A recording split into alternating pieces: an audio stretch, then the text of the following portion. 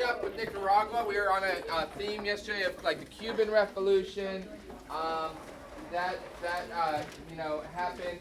The U.S. intervention, and I really wanted to hit Nicaragua as another example of heavy U.S. intervention in Latin American affairs. So we're going to start with the Nicaraguan Revolution. Then we're going to backtrack a little bit, go back to the Latin American revolutions that for South America. We'll look at Bolivar and Simon and all that stuff. And then we're going to move forward circa end of Mexican Revolution, what has been going on in the Latin Americas from 1920 basically until now. All right, so we'll look at all that. I know that's a broad scope. I know that there's a lot there. These PowerPoints are online, so if you want to go back to them, if you just want to listen, that's fine, and you can do that. All right.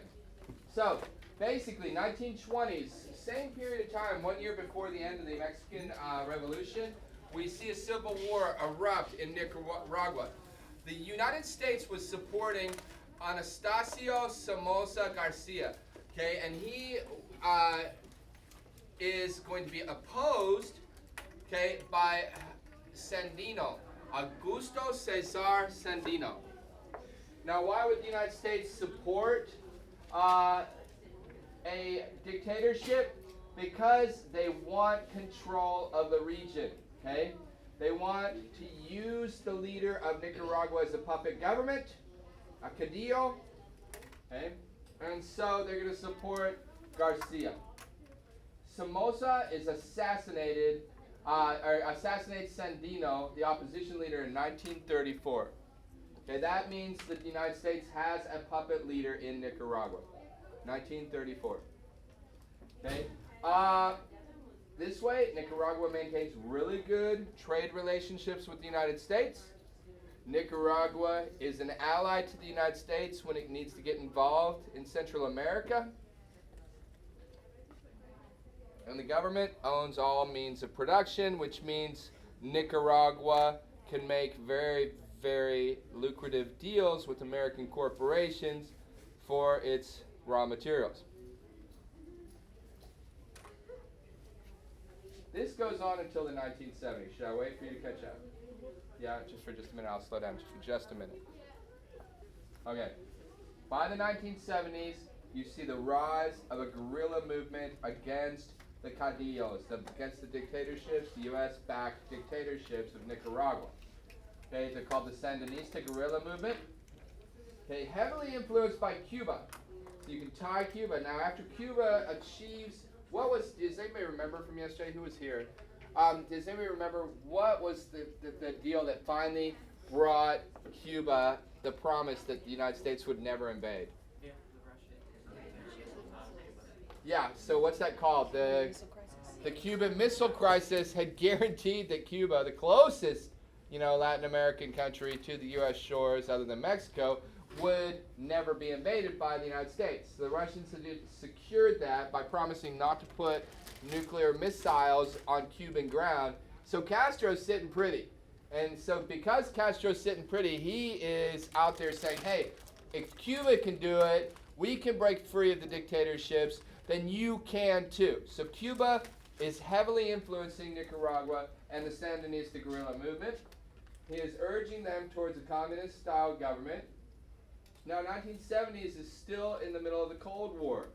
Okay, the Cold War has not ended yet. The United States freaks out every time there's a possibility that a communist nation will pop up in the Western Hemisphere. Okay, so the Sandinistas were winning the newest civil war, and they were establishing Sandinista rule in the 1970s. That's too much for the United States to handle. Okay, by the 1980s, Marxist Nicaragua is being contested by United States-supported rebels called the Contras. They're anti-communist forces. This is under Ronald Reagan, President Ronald Reagan. He was never indicted, but a general under him, Oliver North, definitely indicated that there might have been involvement with the White House. Don't use that in your essays, it's never proved. Backroom stuff. But But the U.S. was arming the Contras and creating massive amounts of death down in Nicaragua. Okay, now the Contras, though, they support land reform, but not totalitarianism. So the country supports land reform, but not totalitarianism by the 1980s. Okay? Hey, where are your glasses again? Did you lose them? Okay. So wait a minute, let you catch up. We good? All right.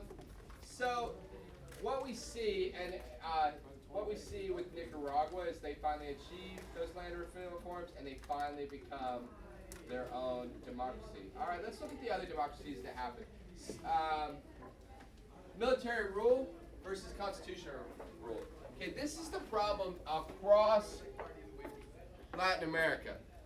Okay, Latin America tended to rely on military rule over and over and over again. They're often anti-communist, anti-reform, and pro-church. Most of Latin America. The problem with Latin America is that these leaders that are anti-democratic leaders are majorly supported by the United States. Why? Because the United States can use them as puppets, or at least as yes men to negotiations. Does that make sense? And they're scared of communism, the U.S. is. All right. By the 1980s, we see, just like we saw in Nicaragua, a movement towards democratic movements. Okay? We see active middle class being very involved with these revolutions. We see the poorer elements of society radicalized, like we did. We'll see that in Mexico in the 1980s. Active opposition to dictatorships like Chile and Argentina. Okay, and then the church flips a switch. Okay, from the 1800s, and on a changeover time essay with Latin America, you want to note that in 1800s and early 1900s, the church was utilized by dictatorships to be a squawk box, a voice of the dictatorship. In the mid 20th century, the church flips and starts to teach liberation theology, which is like, let's free the common human. It's really important to see the church backing the common people again. So we start to see increasingly from 1950 to the present an increasing opposition to United States intervention in political affairs in Latin America. The major players in this opposition: Peru, Guatemala, my favorite guy, Chavez out of Venezuela. He's so funny. I love him. He'd just stand there and in a speech and curse out, President Bush or something, and then President Bush would curse back at him, and be back and forth. Ecuador, I don't think he really cared. I think Chavez was like, I love his reaction. He's like, I think I liked the way Bush would react and get really upset. Okay, and Ecuador. Obama very much? Huh? Did Chavez mess with Obama very much? Not really. Obama was really reaching out to the South American trade agreement, so I think that was like a deal. Victories, they achieve pre-elections for the PRI in Mexico, which was amazing. The PRI had dominated Mexican politics from the 1930s until 1980s. So the fact that people had free and actually not adulterated, elections in Mexico was amazing. That was awesome. They had peaceful revolutions that ousted the dictatorships of Chile and Argentina. And so really today, across Latin America, what we see is that democratic governments are the norm. They're very strong from Latin America to South America. That it helped that the Cold War ended, for sure, because once the Cold War ended, the United States was not nearly as worried about these communist regimes or socialist regimes like Chavez, popping up. And so they were allowed to exist. Chavez probably would have been assassinated earlier in the 20th century, because he was definitely a socialist. He was trying to redistribute the wealth for the common people. And that would smell a lot like communism to the United States, and they probably would have taken him out. All right, so I think the importance of Nicaragua, and I think this is something that you should use in your essays. The importance of Nicaragua is it was the 1980s, and it was really the last major obvious use of American military power to influence Central and Latin American politics. Okay, we'll see a little bit of it used in Colombia against the Shining Path guerrillas, but which are a Maoist kind of type organization in Colombia. And we used the excuse that we were fighting the cocaine wars, but you know, maybe we were. I don't know why we were there, but other than that, it hasn't been as obvious. So use Nicaragua as that last example. Okay. When was Panama stuff? Huh? Like the Panama invasion by the U.S. and everything? Yeah, that's simultaneously, and we're gonna look at that too, where we arrested the president of Panama. Yeah. So all of South America, Mexico, and Central America is called New Spain at this point. Very small holdings by the other European powers. They focused all their focus in the Indian Ocean, East Asia, South China Sea. Okay, that's where they're doing stuff. The British and the Dutch, the Portuguese, the French, and Africa. Okay, so the Spanish have pretty much a lockdown on the Americas. And that's a key point to start your essay out with, 1660s. The Spanish are the only power that have to be ousted to free the majority of the Americas. And that's key. It's just short little guys can come into Spain and mess things up. His name's Napoleon. Yeah. All right. So the Spanish are the major power in the 1660s. Hit it. Okay. Now, a lot of ideas are brewing amongst the Creole class in the Americas. Now there's this thing called Peninsulares. Those are Spanish dudes that are born in Spain, okay? And then they come to the Americas. And then under them are Creoles. Those are Spanish dudes and dudettes born in the Americas, okay? They don't get the same kind of respect from the Spanish crown because they're not born on Spanish soil. So they're like dissed a little bit. Okay, they don't have the same rights. And then there's a whole giant class of mestizos, which are mixes. Mestizos are mixed between Indians, Africans, and Spanish. Okay, now almost all of the Creoles are highly educated, and then some of the mestizos are too.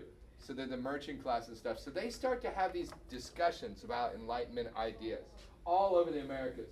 And so it's a direct connection. You can discuss the Renaissance spirit, the scientific revolution, the intellectual revolution, enlightenment, and then political revolution. 3 influences on these Creoles and these mestizos. The American Revolution and the Haitian Revolution both happened in which hemisphere?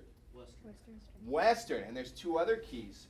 The American Revolution, did it happen amongst a bunch of rich dudes or a bunch of poor colonists? Poor colonists. So poor people. And then the Haitian Revolution, did it happen amongst a bunch of white dudes or was it a bunch of black dudes? Black dudes. It's a bunch of black dudes. So, and it's like, whoa, so we have 2 revolutions. Poor people and black dudes can have revolutions and win. Boom. So those are the 2 examples that really work out for these revolutionaries in America. They're like, hey, they can do it. And then the French have a revolution. A colonial power cuts off the head of their own king. It's like, whoa, these guys own half the world. They had a revolution. That's kind of crazy, man. And so they're inspired by all these. Hit it. Okay, so go ahead. Enlightenment ideas. Here's your factors in the start of this 1660s. You've got Enlightenment ideas floating around, which I've talked a lot about in my class. John Locke. You have the right. You're born with the right to life, liberty, and property. The protection of your property. Voltaire and Rousseau, where there's social contracts that should be allowed to be made between the people and the government that rules them. A social contract that guarantees you certain human rights. Okay? These Creoles, like I said, the mestizos and the Creoles especially, that upper class, are very discontent because they don't have the same rights. They're being left out of government jobs, out of trade, okay, because the government will only give those jobs to Spanish people born in Spain. They have to be European Spanish. They can't be American Spanish. Okay, so if you're not European, you're right out. Okay, you get it? And so they're really not, they're being left out. Okay, I already said that they're inspired by the other revolutions. Okay, and here's the key. How many empires own all of the Americas? One. And which empire is that? Spain. A short little dude that seems to always get hot women. I don't know how he did that, but his name was Napoleon. You know, he's like, I don't know, maybe like this. Napoleon, the general, starts messing. He takes over the French Revolution. Becomes the Emperor of France. By 1801, Napoleon is the Emperor of France. Let me know if I start spitting too much, okay? Yeah, you know the drill. All right, so he becomes the Emperor of France, and he starts to invade other European countries. Boom, he takes Spain. Boom, he takes Italy. Boom, he takes all of the Netherlands. And all of Europe is like, whoa! So Europe is preoccupied with what? A short little dude with an attitude. Okay? So what do you think the Spanish are doing? They're fighting for their existence. Okay? Napoleon gave Spain to his brother Joseph, you know, as he's like, here, have the Spanish Empire. Joseph was like, thanks, dude. And so, I mean, that's when the has-been noble from some mountain resort in Europe was sent over to rural Mexico for a while. Okay, and that's where Santa Anna had to fight the battle of, when is Cinco de Mayo? May 5th? That was a joke, guys. That was a joke. It's supposed to be funny.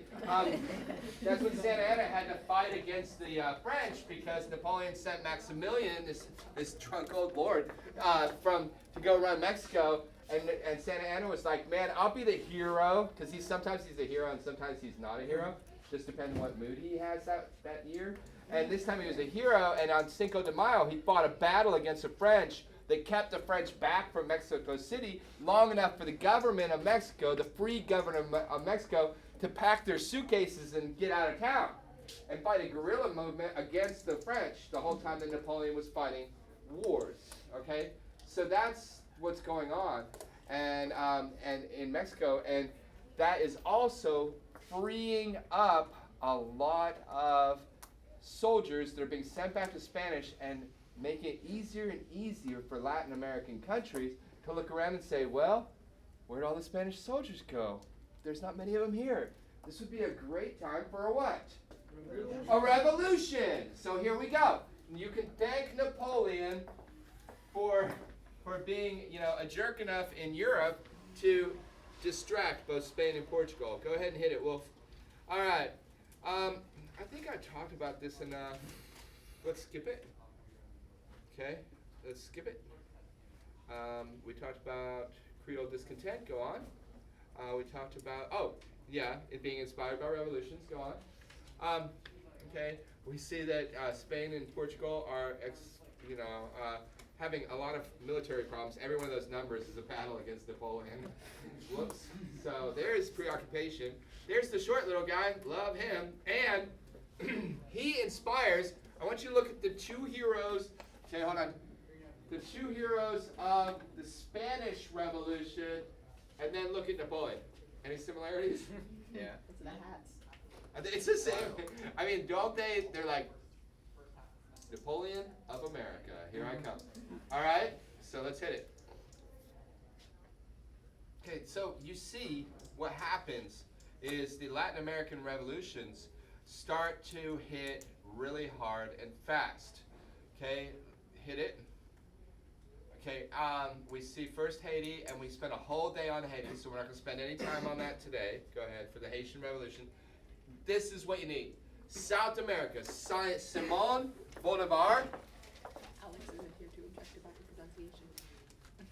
Who copied who? Doesn't he look Napoleon-esque? Yeah. He was the Creole leader of the revolutions in Venezuela. He spent time in Europe, studied in Europe, totally steeped in Enlightenment ideas, totally educated, and totally ready for the Creoles, the Spanish elite classes of South America, to be allowed to have their own destiny, to run their own governments, to fulfill their own economic dreams. And so Bolivar is willing to fight a war for this. Okay? He'd studied the revolution in the United States. He had spent time in the United States. Okay, and then he teams up with José de San Martin, another Creole leader. Now their armies, one starts in the south, okay, along the west coast of South America. The other starts at the northern tip, and they fight until they meet. Okay? So Bolivar comes from the north. Jose Martin crosses the Andes Mountains and meets him, and they take over the entire region. They meant to take all of South America. The problem is that they die fighting before that can happen. Okay, so the Portuguese maintain a hold on Brazil.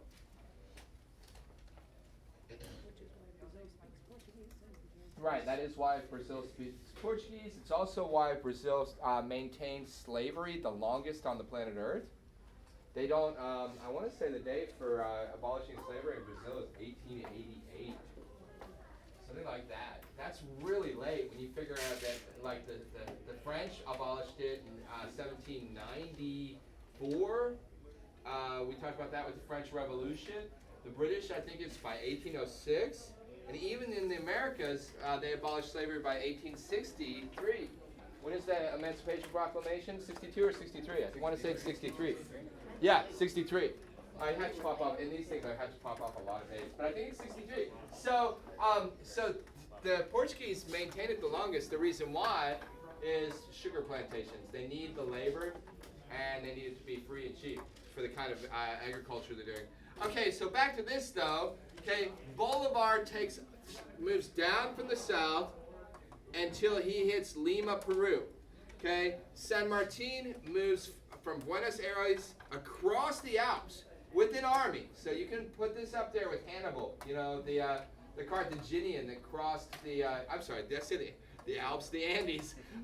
They crossed the Alps in Europe and raided raided into Rome, the Roman Empire from the north, totally taking the Romans by surprise.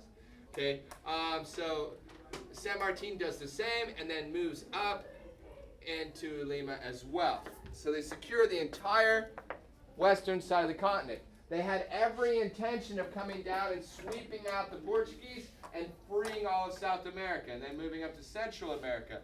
Okay, they didn't have that opportunity.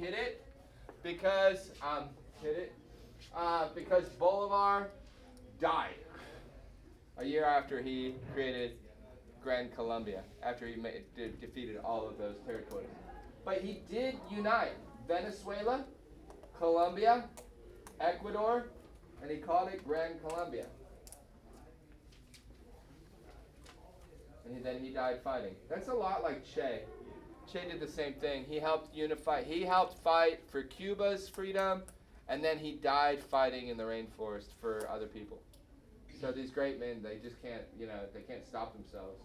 They're heroes for the people. So I mean, eventually they're gonna die because they're not gonna stop until they have everybody's taken care of. All right. Okay, so Americas are free from North America to Mexico to Central and South America for the most part by the 1850s. You can actually make the argument that the Americas have achieved freedom. Now, what's beautiful about that is that the Americas were under the colonial influence for the least amount of time in history.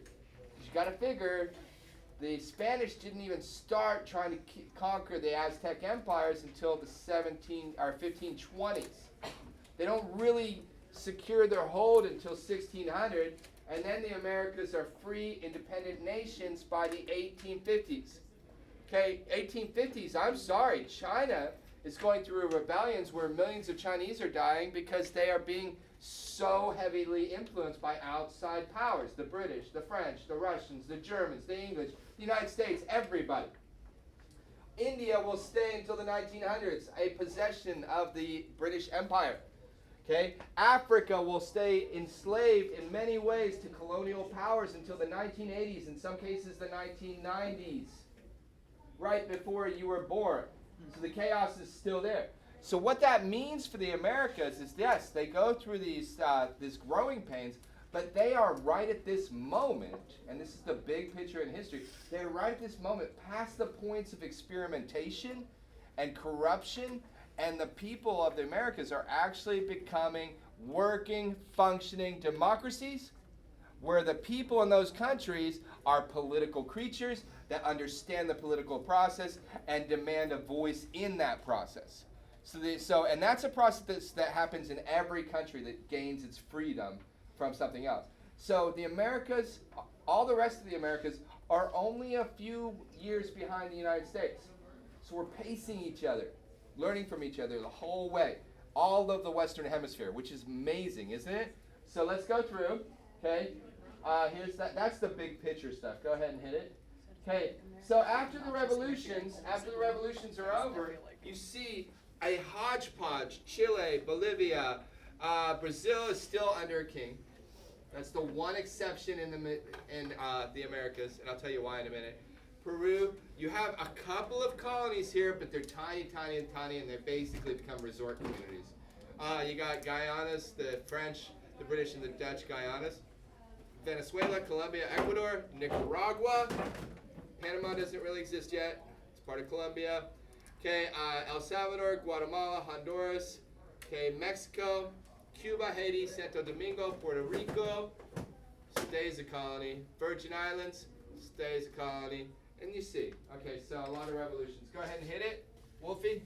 Okay, the results, go ahead. What? Brazil is freed from Portugal. The Portuguese royal family actually left Europe. And they showed up and and when they got to Brazil, they were like, dude, we can't be the kind of monarchs we were in Europe. This is, well. And they became actually constitutional monarchies where they abdicated their thrones and they worked for the people. So Brazil, owned by Portugal, but absolutely working for the good of the Spanish people. Now, don't get me wrong, that's not the African people, which they're the most African people that aren't in Africa are in Brazil because the death rates were so high. So they take power and in Brazil. Go ahead and hit it. Just make sure you know that the royal family does that. But, go ahead. By the mid-1820s, revolts create many new nations. You've got Haiti, okay, you've got Argentina, Paraguay, Chile, Uruguay, Peru. You don't need to write all those down. Gran Colombia, hit it. Okay, 1820s. But here's the problem. Okay, there's no unity. Now, Bolivar's dream, and this is something I really, I'm going to slow down for a minute because I want you to include this in any essay. Bolivar's dream was a United States of South America, the Americas. Like a unified country full of all these different states instead of nations. And because he didn't achieve that, what we see is each country going through civil wars to determine which group would rule each small area. So we see in the 1800s a lot of civil wars across the Americas where certain powerful interests want the power and are willing to fight for it against other powerful interests. Unification really failed. For one thing, Bolivar died. Two, there's so many different cultures that there's not a nationalism like you see. We've talked about nationalism in some European countries like France. Everybody worships the same religion. Everybody speaks the same language. Everybody eats snails. They're French. So they unify. But in South America, you go down there, it's huge, first of all, and then you've got hundreds and hundreds of different languages and cultures and people and diets and different ways of doing things. Okay, so that never happens. By the 1830s, it's obvious there will not be a united province of Central America. Go ahead. Or South America. Okay, the other thing that was really a result that was kind of stuck for everybody was these revolutions in the Americas brought more poverty than prosperity. I'm going to tell you why. For the first reason. So the revolutions brought more poverty than prosperity. And it's destructive. And there's another reason. It's kind of unique to the Americas. Okay, first of all, the wars were extremely destructive. Okay, a lot of people died fighting for their freedom. And then there's the civil wars that happen after the revolution, okay, for who's going to control power. So revolutionary wars, civil wars destroy a lot of the economic landscape and a lot of the populations. And this really hit Mexico hard. Because Mexico, can you imagine a war that lasted, a revolution that lasted for 10 years? That's a long time. And it raged all back and forth across the countryside. Okay, it didn't end until 1921. So, I mean, Mexico was pretty much, I mean, it was hurt bad. Okay, that's a wounded wing if I've ever seen it. Okay, hit it, Wolfie. All right. Now here's the third factor that's really, really unique to the Americas. Powerful, rich men called caudillos. Okay, caudillos. Powerful, rich men. Okay. Took over most of the governments of the Americas, utilizing the military.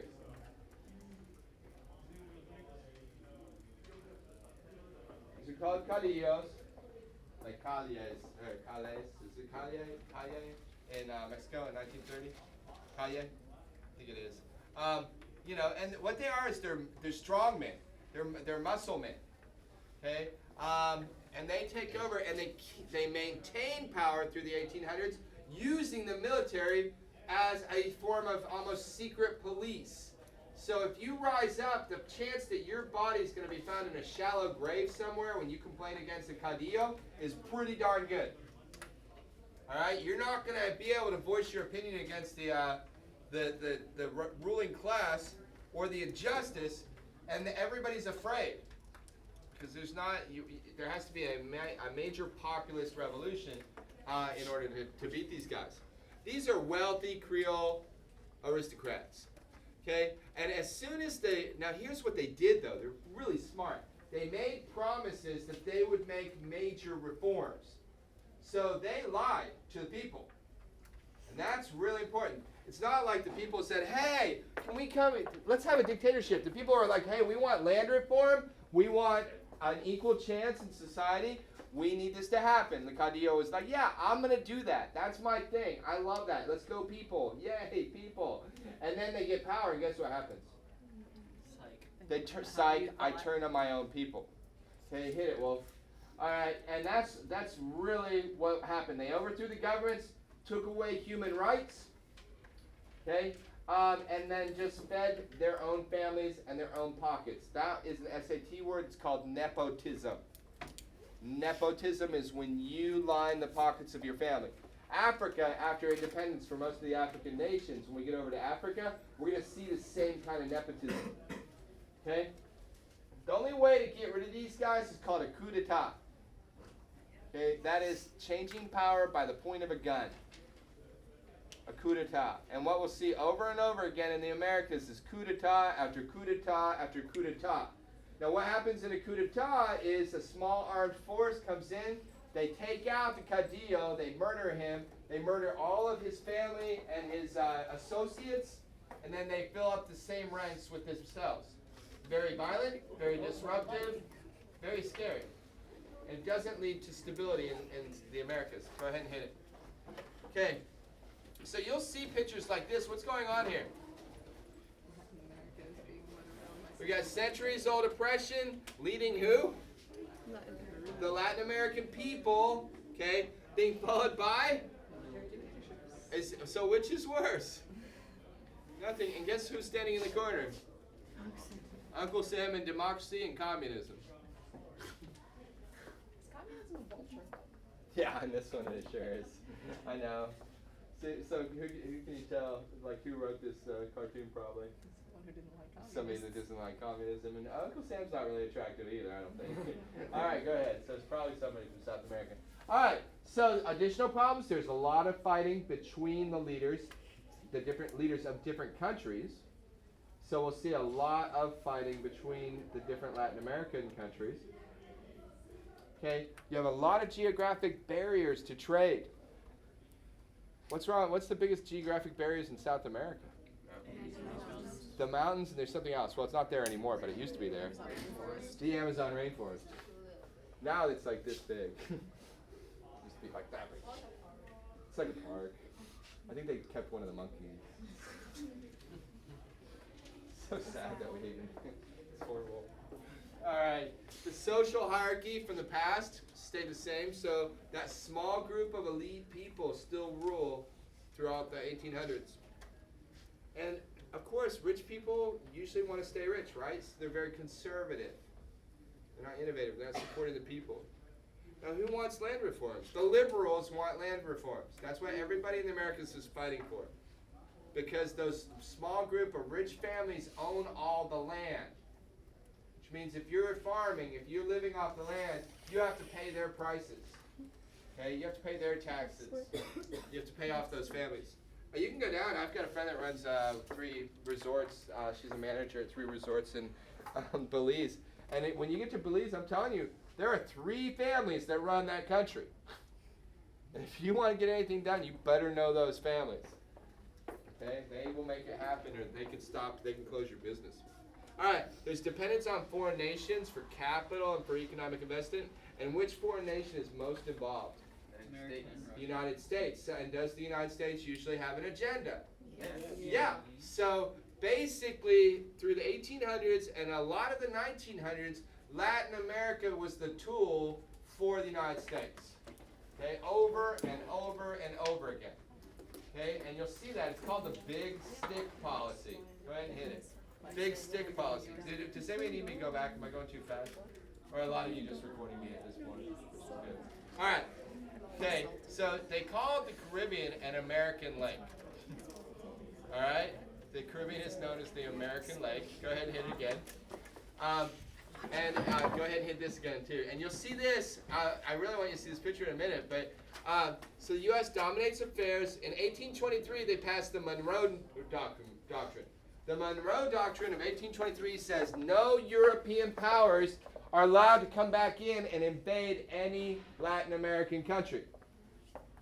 Okay, and what President Monroe was saying is if you dudes come in, Britain, France, you try it? Because remember, Britain had just reinvaded us, tried it, and burned down Washington. Do you remember when that happened?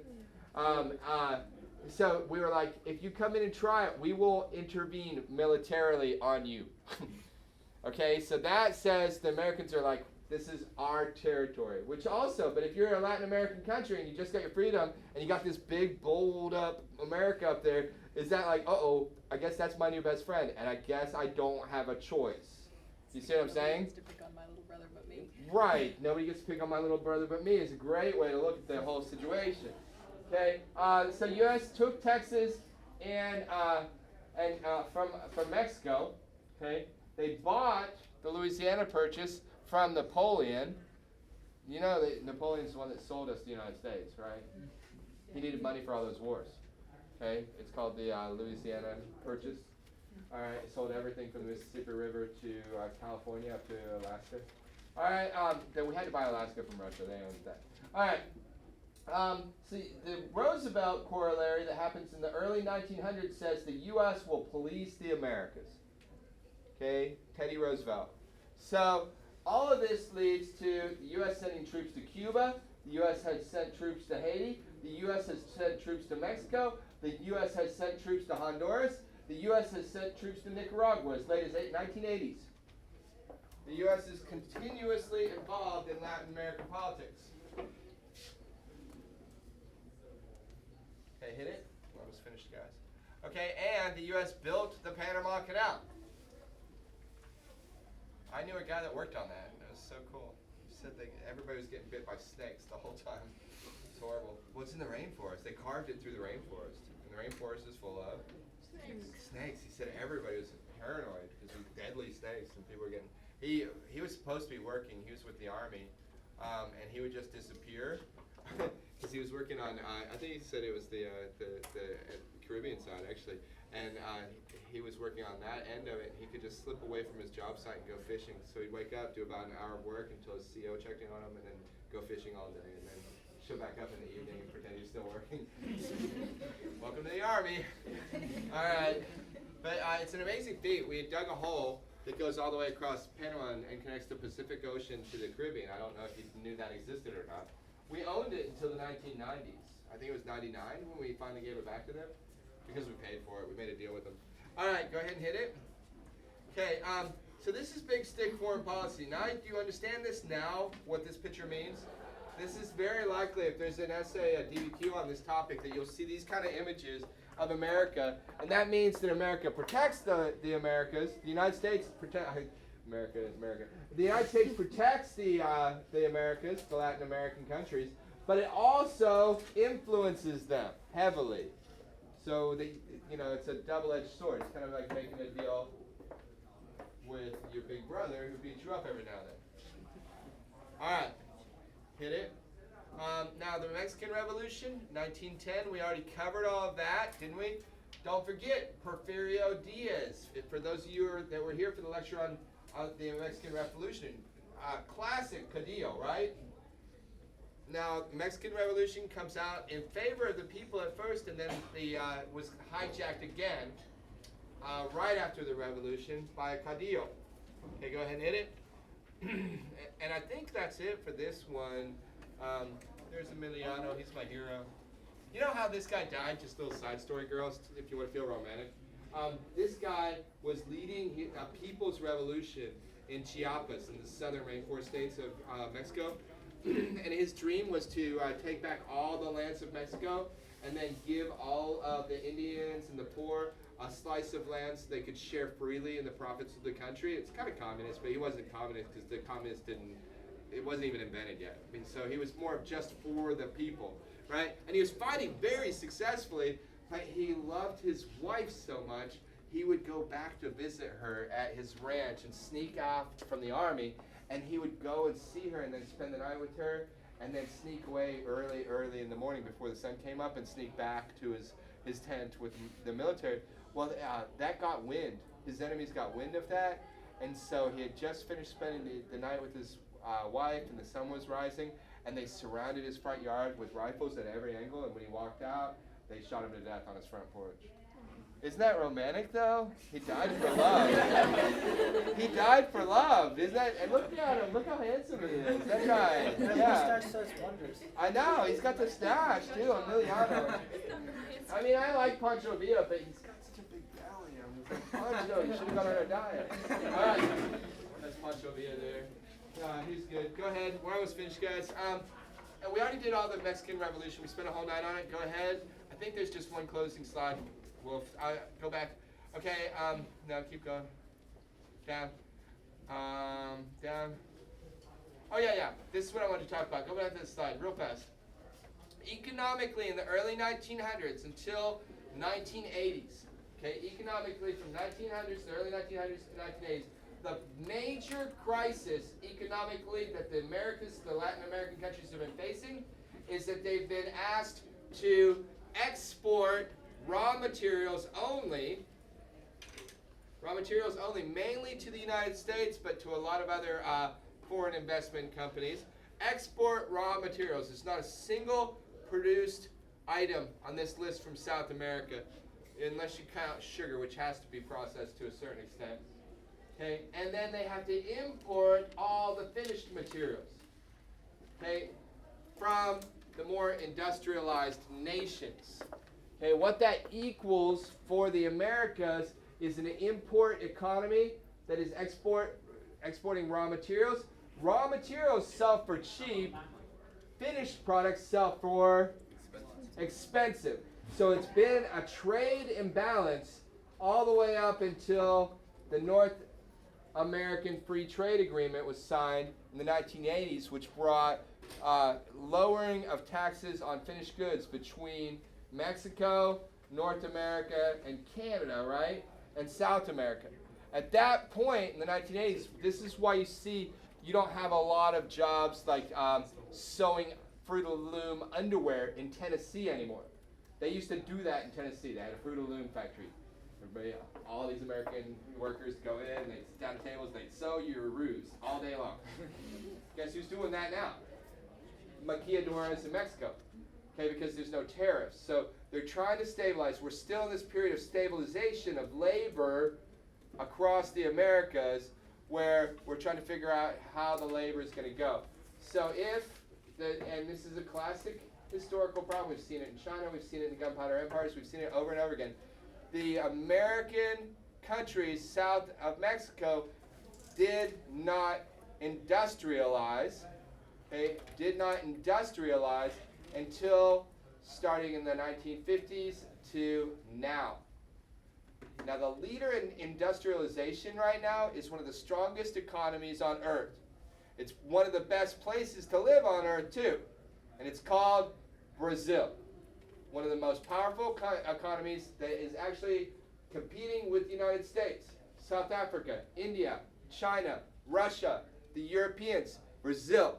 They industrialized. So now what we're seeing, remember, this is all new, right? It's all new. Rome wasn't built in a day.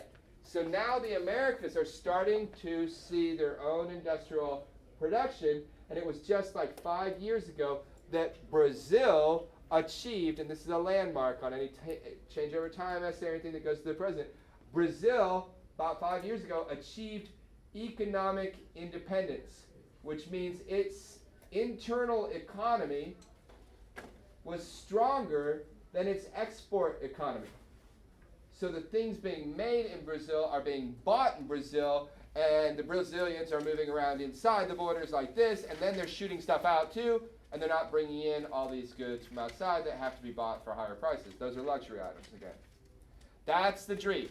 That's what every country wants. The dream is, I don't have to buy a bunch of stuff from outside. I don't have to buy plasticware and stuff from China if I'm in America, you know, and then all that we really import are really, really nice stuff, like Persian rugs or lions from Mongolia or whatever, you know, weird, exotic stuff. And most everything you buy is being produced in your own country. That's the dream for every economy. And Latin American countries are starting to see that slowly but surely. So that's the beauty of the thing. It's the thing. So Brazil now, within the last 5 years, has become its own self-sustaining economy. This is amazing. All right. I think I'll end off there, but I do want to pull you through a little bit more of Latin America. I'll do it next Thursday. I'll be in New York until then. I'm sorry I won't be here, but Stork will be replacing me. And I happen to know